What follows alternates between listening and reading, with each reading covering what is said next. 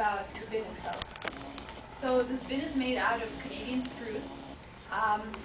So it's naturally aerated, not unlike plastic, which needs holes for air. It's sustainable since it could be almost fully composed at the end of its lifetime. So after we're done using it, you can just add it to the compost and it would compost. It's not toxic, there's no paint, there's nothing, it's clean wood. And it could be kept indoors, under the sink, in the garage, in the basement, wherever that the temperature ranges between 5 to 25 degrees Celsius. So how the bin works? It works by levels. Unlike the other bin where you mix everything up, this one, the worms do the job for you. You start with the lower level, and you add dry leaves, the brown material, and food scraps, the green materials, and the worms. And in about a week, you'll see the worms are starting to move around to get used to their environment. And you would continue adding food scraps weekly. You would collect them in the kitchen or wherever it's comfortable for you or convenient. And you would keep on adding them as well as the bedding. So you balance, as we said, the ratio of green stuff and brown materials. When the tray would be full to the top, you would add the second tray, in which you would repeat the process, adding the bedding, the brown material, and the food scraps, but not adding the worms. And what the worms would do, they would move from the lower level to the upper level towards the new food. And they would leave the compost behind. So eventually you accumulate.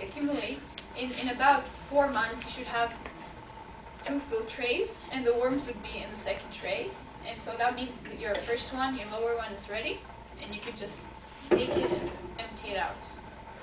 And then place it back on top. And so your second tray, which was here, is now at the bottom, and you restart the cycle. So what's the capacity of this bin? The worms produce about half a pound of in cubic for cubic foot a day, so it's about, they process about half their weight a day. So suppose you have the whole tray filled, they would process about this quantity. Put it here, it's about 6 of the tray. And the tray capacity, each tray is 1 cubic foot, the efficiency we said. So that makes, they can process 4.5 pounds a week, which is approximately our production of food scraps a week. A little less? Depending on the size of the family. Yes. And so for 5 trays, this is 3 trays, but for 5 trays, the capacity would be 7 pounds a week. This is basically it. Do you have any questions? Your tray on the bottom of The very bottom one that has the legs attached to it. This is just a paint tray. It collects the garden tea, the water that leaks through the bins. Okay, and the tray, the very bottom one that has the legs attached to it? It's the base. It just holds, it Oh, supports it all just the holds, trays. okay. Oh, okay. And how and when and how do you put in the worms? When do you put the worms? When you start the process. Right away. Okay, so to start this, then it's $52 for the kit, For 3 trays. right? And then I can do the bedding with shredded cardboard dead leaves. Where would I purchase the worms? And what kind of worms are they? And how many worms do I need to start? The worms are special worms. They're called red worms, or in Latin, Eisenia foetida.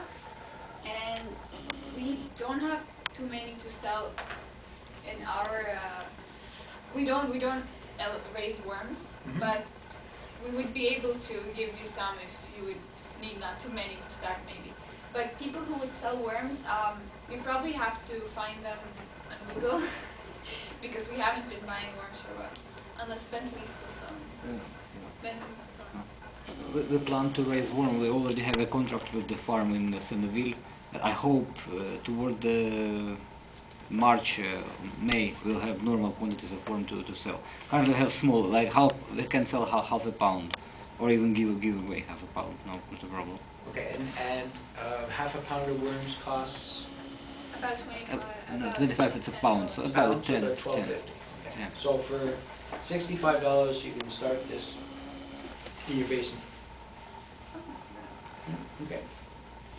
And how quickly does one tray become compost where you can then empty it and It store it? depends on your family. If you have a lot of people, then you would fill up the trays quicker, and then you would have worms going up to the second tray quicker than if you're just 2 people, for example. So let's say you managed to fill this bin up in 1 month, you can start filling up the second one, and until the worms move upwards, it'll take about 2 weeks, 3 weeks.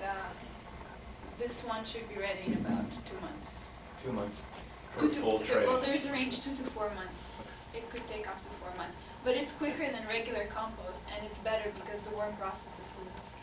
And these worms last forever?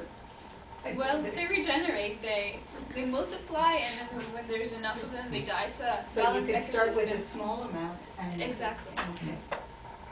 And do the worms ever get out? That's my wife would like to know that, I'm sure. If you treat them correctly, they shouldn't.